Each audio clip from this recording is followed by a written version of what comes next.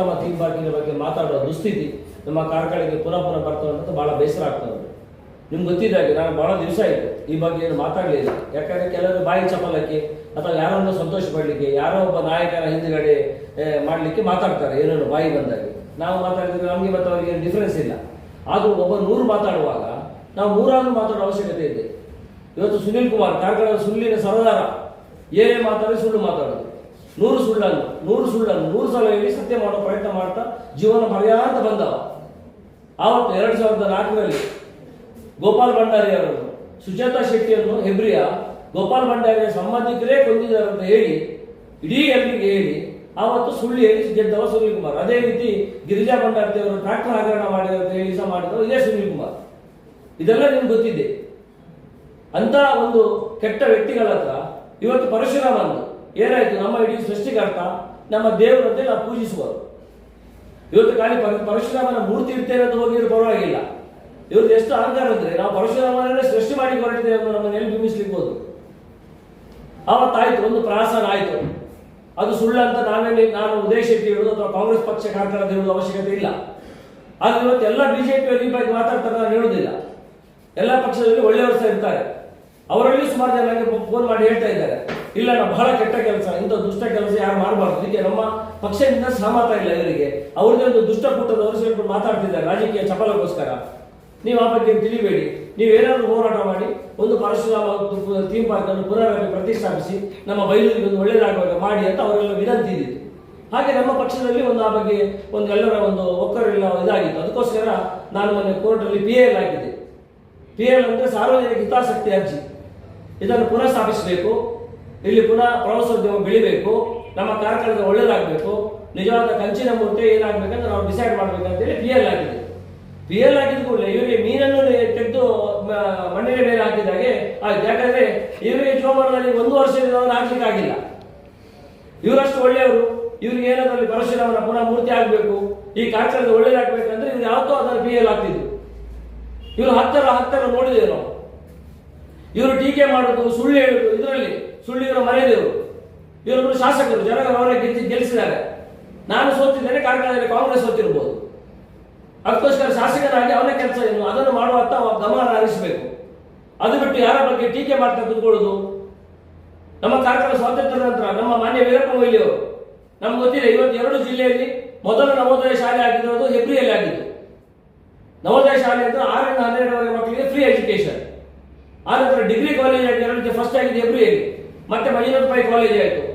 ಹಂತವಾಗಿ ಕಾರ್ಕಳದಲ್ಲಿ ಹೈಸ್ಕೂಲ್ಗಳು, ಡಿಗ್ರಿ ಕಾಲೇಜುಗಳು, PUಗಳು ಬೈಲೂರು ಇರ್ಬೋದು, ನಮ್ಮ ಬಜಗೋಳಿ ಇರ್ಬೋದು, ಅಥವಾ ನಮ್ಮ ಬೆಳಮಾಡಿ ಇರ್ಬೋದು, ಮುನಿಯಾಲಿ ಇರ್ಬೋದು, ಹೆಬ್ರಿ ಇರ್ಬೋದು, ಇದೆಲ್ಲ ಆಗಿದ್ದು ನಮ್ಮ ಮಾನ್ಯ ವೀರಪ್ಪ ಮೊಯ್ಲಿಯವರು ಮತ್ತು ನಮ್ಮ ಸಜ್ಜನ ರಾಜಕಾರಣಿ ಗೋಪಾಲ್ ಭಂಡಾರಿ ಅವರ ಪೀರಿಯಡ್ ಅಲ್ಲಿ ನಮ್ಮ ಕಾರ್ಕಳದ ಈಗ ಇರುವ 90ಕ್ಕಿಂತ ಜಾಸ್ತಿ ಅಭಿವೃದ್ಧಿ ಆಗಿದ್ದು ಇವರ ಪೀರಿಯಡ್ ಅಲ್ಲಿ ಅಂತ ಹೇಳಿ ನಾನು ಸಂತೋಷ ಪಡ್ತೇನೆ.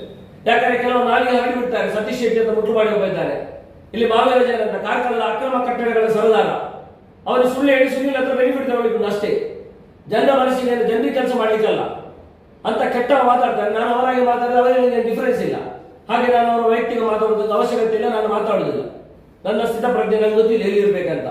ಹಾಗಾಗಿ ಇಂಥ ಕೆಟ್ಟ ಕೆಲಸ ಮಾಡೋ ಸುನೀಲ್ ಕುಮಾರ್ ನಾವು ಕಲಿಬೇಕಂದ್ರೆ 20 ವರ್ಷದಿಂದ ಕಾರ್ಕಳದಲ್ಲಿ ಒಂದೇ ಒಂದು ಮಕ್ಕಳಿಗೆ ಜಾಬ್ ಕೊಡುವಂಥದ್ದು, ಒಂದೇ ಒಂದು ಕೆಲಸ ಕೊಡುವಂಥದ್ದು, ಕೆಲಸ ಒಂದೇ ಒಂದು ಯಾವ್ದಾದ್ರು ಒಂದು ಇಂಡಸ್ಟ್ರಿ ಬಂದಿದ್ರೆ ಏನಾದ್ರು ಮಾಡಿದ್ರೆ ಸುನೀಲ್ ಕುಮಾರ್ ಹೇಳಿ, ಏನಾದ್ರು ಒಂದು ಕೆಲಸ ಮಾಡಿದ್ರೆ ಹೇಳಿ.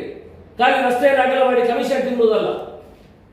ನಾನೊಬ್ಬ ಪ್ರೊಫೆಷನಲ್ ಕಾಂಟ್ರಾಕ್ಟರ್, ಹೇಗೆ ಮಾಡಬೇಕು ಏನು ಮಾಡಬೇಕಂತ ನಾನು ನನ್ನ BE ಮಾಡಿ MTech ಮಾಡಿ ಓದಿ ಸುಮಾರು 25 ವರ್ಷದಿಂದ ನನ್ನ ಸಾರ್ವಜನಿಕ ಜೀವನದಲ್ಲಿದ್ದೇನೆ.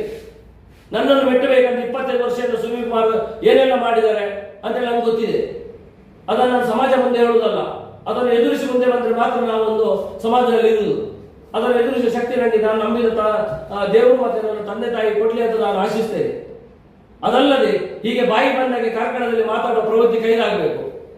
ಯಾರು ದ್ವೇಷ ರಾಜಕಾರಣ ಶುರು ಮಾಡಿದ್ದು, ಯಾರು ಕಾರ್ಕಳದಲ್ಲಿ ಜಾತಿ ರಾಜಕೀಯ ಶುರು ಮಾಡಿದ್ದು? ಗೋಪಾಲ್ ಭಂಡಾರಿ ಯಾರು ಯಾವ ದೊಡ್ಡ ಜಾತಿ ಸೇರಿದವರಲ್ಲ, ವೀರಪ್ಪ ಮೊಯ್ಲಿಯವರಲ್ಲ. ಆದರೂ ಎಲ್ಲ ಜನ ಏಕ ಮನಸ್ಸಿಂದ ಒಳ್ಳೆಯವರನ್ನು ಗೆಲ್ಲಿಸ್ತಾ ಇದ್ರು. ಸುನೀಲ್ ಕುಮಾರ್ ಬಂದ ಮೇಲೆ ಕಾರ್ಕಳದಲ್ಲಿ ಜಾತಿ ರಾಜಕಾರಣ ಶುರು ಮಾಡಿದ ಏಕೈಕ ಕೆಟ್ಟ ವ್ಯಕ್ತಿ ಅಂದ್ರೆ ಸುನೀಲ್ ಕುಮಾರ್. ಯಾಕಂದ್ರೆ ಇವತ್ತು ಪರಶುರಾಮನ ಮೂರ್ತಿಯನ್ನು ಫೈಬರ್ ಮೂರ್ತಿ ಅಂತ ಇವತ್ತಿಗೆ ಹೇಳ್ತೇನೆ ನಾನು. ಯಾಕಂದ್ರೆ ನಾವು ಅವತ್ತು ಪರಶುರಾಮ ಬೆಟ್ಟಕ್ಕೆ ಹೋಗುವಾಗ ನಮ್ಮ ಮಾನ್ಯ ಮಂಜುನಾಥ್ ಭಂಡಾರಿ ನಮ್ಮ MLC ಅವರು ನಮ್ಮ ಜೊತೆಗಿದ್ರು, ಅವರನ್ನು ಕರ್ಕೊಂಡು ಹೋಗಿದ್ದು. ಅವರ ಕೈಯಲ್ಲಿ ಆವತ್ತು ಆ ಮೂರ್ತಿಯಿಂದ ತೆಗೆದ ಫೈಬರ್ ಪೀಸ್ ಅನ್ನು ನಾವು ಪತ್ರಿಕೆ ನಿಮ್ಮ ಎದುರಲ್ಲಿ ಎಲ್ಲ ಕೊಟ್ಟಿದ್ದೇವೆ. ಅದನ್ನು ಇವತ್ತು ಅಂತ ನಾನು ನನ್ನ ಬೈಲೂರಿನ ಮಾರಿಯಮ್ಮ ದೇವಸ್ಥಾನಕ್ಕೆ ಪ್ರಮಾಣ ಮಾಡಲಿಕ್ಕೆ ಬರಲಿಕ್ಕೆ ಸಿದ್ಧರಿದ್ದೇನೆ. ಅವರು ಯಾರಿಗಾದ್ರೂ ತಾಕತ್ತಿದ್ರೆ ಅವರು ಕಾರ್ಕಳ ಅಲ್ಲಿಗೆ ಬರಬೇಕು. ನಾನು ಅವರ ಪಶ್ಚಾತ್ತಾಪ ಯಾತ್ರೆ ಕಾರ್ಕಳದಿಂದ DC ಆಫೀಸ್ ಉಡುಪಿಗೆ ಪಶ್ಚಾತ್ತಾಪ ಯಾತ್ರೆ, ಅದು ಪರಶುರಾಮ ಆಗ್ಬೇಕಂತ ಯಾತ್ರೆ ಅಲ್ಲ, ಪಶ್ಚಾತ್ತಾಪ. ಅವ್ರು ಬರಲಿ, ಅಲ್ಲಿ ಹೋಗೋದು ಬೈಲೂರಲ್ಲಿ ಮಮ್ಮನ ದೇವಸ್ಥಾನ ಅಲ್ಲಿ ಬರಲಿ. ನಾನು ಹೇಳ್ತೇನೆ, ನಾನು ಅವತ್ತು ತಂದದ್ದು, ನಾನು ಮನೆಯಿಂದ ತಂದದಲ್ಲ, ಪರಶುರಾಮನ ಮೂರ್ತಿಯಿಂದ ಕಿತ್ತ ಫೈಬರ್ ಪೀಸನ್ನೇ ತಂದದಂತ ನಾನು ಹೇಳ್ತೇನೆ. ಅದು ಆಯ್ತು. ಒಂದು ಹಂತದಲ್ಲಿ ಅಲ್ಲಿಂದ ಕರ್ಕೊಂಡು ಹೋದ್ರು. ಅಲ್ಲೇ ಊರಲ್ಲಿ ಅಡಗಿಸಿದ್ದು 4 ತಿಂಗಳು. ಹೇಳಿದ ಕೂಡಲೇ ಹೇಳಿದ್ರು, ಇಲ್ಲ ನಾಡ್ದು ಹೊರಗೆ ಬರ್ತದೆ. ನಾನು ಸುಮಾರು DC ಅವರು ಹೇಳಿದ್ರು, SP ಅವರು ಹೇಳಿದ್ರು, ಇದನ್ನು ತಗೊಂಡೋಗಿ. ನಾವು ಹೇಳಿದ್ರೆ ನಮಗೆ ಗುಮಾನ ಇತ್ತು, ಖಂಡಿತ ತಗೊಂಡೋಗ್ಲಿಲ್ಲ, ಇದು ಸುಳ್ಳು ಅಂತೇಳಿ. ಇದು ಅಲವೂರಿನ ಗೋಡನಲ್ಲಿ 4 ತಿಂಗಳಲ್ಲಿತ್ತು. ಆನಂತರ ಕೃಷ್ಣನಾಯಕ ಮಾಡ್ತಾ ಇದ್ದಾನೆ. ಆಯ್ತು, ಇನ್ನು ಸುನೀಲ್ ಕುಮಾರ್ ಪ್ರಭಾವ ಬೀರಿ ಅವರು ML ಶಾಸಕರಲ್ಲ, ಮಾಜಿ ಮಂತ್ರಿಯವರಲ್ಲ, ಇನ್ನೇನು ಸಂಚಿದಾನೆ ಪ್ರತಿಷ್ಠಾಪಿಸಬಹುದು. ನಾವು ಸ್ವಲ್ಪ ಸುಮ್ಮನಿದ್ದೇವೆ, ಇರ್ಲಪ್ಪ ಮಾಡಲಿ, ನಮ್ದೇನಾಗಬೇಕು, ಅಲ್ಲಿ ಆಗ್ಬೇಕು, ಏನೋ ಪುರಾವರಿ ಕೊಟ್ಟಿದ್ದಾರೆ, ಇವರು ದುಡ್ಡು ಕೊಟ್ಟಿರ್ಬೋದು, ಮಾಡಿಸ್ತಿರ್ಬೋದು, ಇವರ ಪಾಪವನ್ನು ತೋಡ್ಕೊಳ್ಳಿಕ್ಕೆ ಮಾಡ್ತಾ ಇದ್ದಾರೆ ಅಂತೇಳಿ ಸುಮ್ಮನಿದ್ದೆವು. ಈಗ ಬಂದ ರಿಪೋರ್ಟ್ ನೋಡಿದಾಗ ಇವರು ಏನು ಪುನಃ ಕೃಷ್ಣನಾಯಕನ ಹತ್ರ ಅವರ ಗೋಡನಲ್ಲಿ 6-8 ತಿಂಗಳ ಮಾಡಿಸ್ತಿದ್ದಾರ, ಅತ್ಯಂತ ಕಳಪೆ ಮಟ್ಟದ ಹಿತ್ತಾಳಿದಂತ ಈಗಿನ ನಮ್ಮ ಚಾರ್ಜ್ ಶೀಟ್ ಅಲ್ಲಿ ಬಂದಿದೆ. ಈಗ ಸ್ಟೇಷನ್ ತಂದಿಟ್ಟ ಮೂರ್ತಿ ಸಮೇತ ಬೆಟ್ಟದಲ್ಲಿ ಇರುವುದು ಆಯ್ತಲ್ವಾ, ಅದು ಮೇಲಿನ ಫೈಬರ್ ಮಿಶ್ರಿದಾಯ್ತು. ಈಗ ಇರುವುದನ್ನು ಒಂದಷ್ಟು ಪೇಂಟ್ ಕೊಟ್ಟು ಫೈಬರ್ ಲೇಪ ಹಾಕಿಟ್ಟು ಈಗ ಸಾಲಿ ಉಂಟು. ನಾನು ಹೇಳ್ಬೇಕಂತಿಲ್ಲ, ಅರ್ಧ ಮೂರ್ತಿ ನಿಂತುಕೊಂಡಿದೆ. ಪರಶುರಾಮನ ಮಹಿಮೆ ಅಲ್ಲದೆ ಇದು ಬೇರೆ ಏನಲ್ಲ. ಪರಶುರಾಮನ ಮಹಿಮೆ ಅಲ್ಲದಿದ್ರೆ ಅಲ್ಲಿ ಅರ್ಧ ಮೂರ್ತಿ ನಿಲ್ಲಿಕ್ಕೆ ಸಾಧ್ಯವೇ ಇಲ್ಲ. ಖಂಡಿತ ರಥಾರಥಿಗಳು ಕಳ್ಳರು ಪೂರ್ತಿಯಾಗಿ ಕಿತ್ತುಕೊಂಡು ತಗೊಂಡು ಹೋಗ್ತಿದ್ರು. ಇವತ್ತು ನಮ್ಮ ಪಕ್ಷದ ಬಗ್ಗೆ, ನನ್ನ ವೈಯಕ್ತಿಕ ಬಗ್ಗೆ ಬಾಯಿ ಬಂದದ್ದು ಮಾತಾಡ್ತಾರೆ. ಇವರು ಮನುಷ್ಯನ ಭ್ರಗೆಗಳಂತ ಗೊತ್ತಾಗ್ತಾ ಇಲ್ಲ. ಒಬ್ಬ ಮನುಷ್ಯ ಸುಳ್ಳು ಹೇಳುವುದಕ್ಕೊಂದು ಮಿತಿ ಬೇಕು. ಯಾರು ಖಂಡಿತ ರಾಜಕೀಯಕ್ಕೋಸ್ಕರ ಏನನ್ನು ಮಾಡಬಾರ್ದು. ನಾವು ನಮ್ಮ ಇಡೀ ಜಿಲ್ಲೆಯಲ್ಲಿ ಅಂತ ಯಾವತ್ತೂ ಸಂಸ್ಕೃತಿ ಇರಲಿಲ್ಲ, ಅಂತ ಯಾವತ್ತೂ ಸಂಸ್ಕಾರ ಇರಲಿಲ್ಲ. ಕೇವಲ ಮನುಷ್ಯನ ಲೂಟಿ ದುಡ್ಡು ಮಾಡುವುದು, ಅದರ ಜೊತೆಗೆ ಸಿಕ್ಕಿದವ್ರ ಇನ್ವೆಸ್ಟ್ಮೆಂಟ್ ಮಾಡುವುದು, ಇಂಥದ್ದೇ ಕೆಟ್ಟ ಕೆಲಸ ಮಾಡ್ತಾ ಬರೋದು ನಾವು ಕಾರ್ಕಳದಲ್ಲಿ ನೋಡ್ತಾನೆ ಬಂದಿದ್ದೀವಿ. ಯಾರ ಬದುಕು ಕಟ್ಟಿ ಕೊಟ್ಟೋದಿಲ್ಲ. ಯಾರಾದ್ರೂ ಒಬ್ಬರು ಇದ್ರೆ ಹೇಳಿ ಬದುಕು ಕಟ್ಟಿ, ಇಂಥ ಪಾಪದವರಿಗೆ ಸುನೀಲ್ ಕುಮಾರ್ ಸಹಾಯ ಮಾಡಿ ಅವನು ಬದುಕು ಕಟ್ಟಿ ಕೊಟ್ಟಿದ್ದಾರೆ ಸುನೀಲ್ ಕುಮಾರ್ ಅಂತ. ಎಲ್ಲರೂ ದೇವಸ್ಥಾನ, ದೇವರು ಅಂತ ಹಿಂದೂ ಧರ್ಮದ ಬಗ್ಗೆ ನಂಬಿಕೆ ಇದ್ರೆ ಇವರು ಬೈಲೂರಿನ ಮಾರಿಗುಡಿಗೆ ಬರಬೇಕು. ನಾವು ಬೇಕಾದ್ರೆ ಬರೋದು 6ನೇ ತಾರೀಕು ಅಲ್ಲೇ ಕಾಯ್ತಾ ಇರ್ತೇವೆ. ಅವ್ರು ಆ ದಿವಸ ಮಾರಿ ಪೂಜೆ ಸಹ ಉಂಟು. ನಾಳೆ ಇವತ್ತು ಮಂಗಳವಾರ ಮತ್ತು ನಾಳೆ ಅಲ್ಲಿ ಮಾರಿ ಪೂಜೆ, ನಾಳೆ ಅವರ ರ್ಯಾಲಿ ಇದೆ. ಅವ್ರು ಬರ್ಬೇಕು, ಅಲ್ಲಿಗೆ ಹೇಳಬೇಕು. ಅಲ್ಲಿ ಫೈಬರ್ ಪೀಸ್ ಉದಯ್ ಶೆಟ್ಟಿ ಅವರು ಆ ದಿವಸ ಮಂಜುನಾಥ್ ಭಂಡಾರಿ ಒಟ್ಟು ಹೋಗಿ ತೆಗೆದುಕೊಂಡು ತೋರಿಸಿದ್ದು ಅದು ಅದರ ಮೂರ್ತಿಯಲ್ಲಿದ್ದದಲ್ಲ, ಇದು ಉದಯ್ ಕುಮಾರ್ ಶೆಟ್ಟಿ ಮತ್ತೆ ಕಾಂಗ್ರೆಸ್ ತಂದ ಅಂತ ಹೇಳಿದ್ರೆ ಸಾಕು, ನಾವು ಅಲ್ಲಿ ಬಿಡ್ತೇವೆ. ಮತ್ತೆ ಇಷ್ಟು ಹೇಳ್ತಾ ಖಂಡಿತ ಈ ಬಗ್ಗೆ ತಾವು ಕೂಲಂಕುಷವಾಗಿ ಪರಿಶೀಲಿಸಿ ಎಲ್ಲವನ್ನು ಸಮಾಜ ಎದುರು ತರುವಂತ ಕೆಲಸವನ್ನು ಮಾಡಬೇಕಂತ ನಿಮ್ಮ ಹತ್ರ ವಿನಂತಿಸಿಕೊಳ್ತೇವೆ. ಇಲ್ಲದ ನಾಲಿಗೆ ನಿಮ್ಗೆ ಗೊತ್ತಿರ್ಬೋದು, ಅವ ಏನ್ ಮಾತಾಡ್ತಾರೋ ಅವ್ರಿಗೆ ಗೊತ್ತಿಲ್ಲ, ಅವರಿಗೆ ಸ್ಥಿತ ಪ್ರಜ್ಞೆ ಇಲ್ಲ ಅಂತ ನಂಗೆ ಇಲ್ಲ ಅಂತಿಲ್ಲ. ನಾನು ಮಾತಾಡಿದ ನಾನು ಹಾಗೆ ಮಾತಾಡೋದಿಲ್ಲ. ಯಾಕಂದ್ರೆ ಸಮಾಜದಲ್ಲಿ ಅವ್ರು ಹೇಗೆ ಅವರು ಇರ್ಬೇಕು ಗೊತ್ತಿಲ್ಲದಿರ್ಬೋದು. ಅವರಿಗೆ ಒಬ್ಬ ಇದಾಗಿದ್ದು ಅವ್ರ ಬಗ್ಗೆ ನಾನು ಮಾತಾಡೋದಿಲ್ಲ, ಅದು ಬಿಟ್ಟು ಬಿಡಿ, ಅದು ಲೆಕ್ಕಕ್ಕಿಲ್ಲ. ಅದು DK ಶಿವಕುಮಾರ್ ಹತ್ರ ನಾನು ಸುಮಾರು ಸಲ ಹೇಳಿದ್ದೆ, ಸರ್ ಹೀಗೆ ಕಾರ್ಯಕ್ರಮಕ್ಕೆ ಅವ್ರಿಗೆ ಗೊತ್ತಾಗಲಿಲ್ಲ. ಅವ್ರು ಎಣಿಸಿದ್ರು ಒಬ್ಬ ಮಂತ್ರಿ ಆದವ, ಒಬ್ಬ ಇಷ್ಟು ದೊಡ್ಡ ಜವಾಬ್ದಾರಿ 4 ಸಲ ಶಾಸಕ ಇದ್ದವ, ಶೆಟ್ಟ ಹಾಗೆಲ್ಲ ಮಾಡ್ತಾನವ, ಅಷ್ಟೊಂದು ಕೆಟ್ಟ ಕೆಲಸ ಮಾಡ್ತಾನ. ಒಬ್ಬ ರಾಜ್ಯದ ಮುಖ್ಯಮಂತ್ರಿಯನ್ನು ಕರೆದು 2.5 ಕೋಟಿ ರೂಪಾಯಿ ಕಲ್ಚರಲ್ ಖರ್ಚು ಮಾಡಿ 2 ಕೋಟಿ ಮೂರ್ತಿ ಸ್ಥಾಪನೆ ಮಾಡುವ ಯೋಗ್ಯತೆಯನ್ನು ಹೇಳಿದಾಗ ನೀವು ಬನ್ನಿ ಸರ್ ಅಂತ ಕಾಪು ಮಾರಿಯಮ್ಮ ದೇವಸ್ಥಾನ ಪ್ರತಿಷ್ಠೆ ಬಂದ ಕರ್ಕೊಂಡು ಬಂದೆ. ಆಗ ಅವ್ರು ನೋಡಿ ಹೇಳಿದ್ರು, ಸೀಯಿಂಗ್ ಇಸ್ ಬಿಲೀವಿಂಗ್ ಅಂತ. ಯಾರಾದ್ರೂ ಹೇಳಿದ್ರೆ ನಂಬಲಿಕ್ಕೆ ಆಗುದಿಲ್ಲ, ನೋಡಿದ್ರೆ ಮಾತ್ರ ನಂಬಲಿಕ್ಕೆ ಆಗ್ತದೆ ಅಂತ. ಆಗ ನೋಡಿ ಹೇಳಿದ್ರು, ದಿಗ್ಭ್ರಮೆ ಆಯ್ತು ನೋಡಿ, ಇಷ್ಟು ಕೆಟ್ಟ ಕೆಲಸ ಮಾಡಿದಾರ. ಹಾಗಾದ್ರೆ ಯಾವುದೇ ಕಾರಣಕ್ಕೆ ಬಿಡಬಾರ್ದು. ಇದ್ರಲ್ಲಿ ಯಾರು ತಪ್ಪಿಸ್ತಾರೆ ಅವ್ರಿಗೆ ಪನಿಷ್ಮೆಂಟ್ ಆಗಬೇಕು.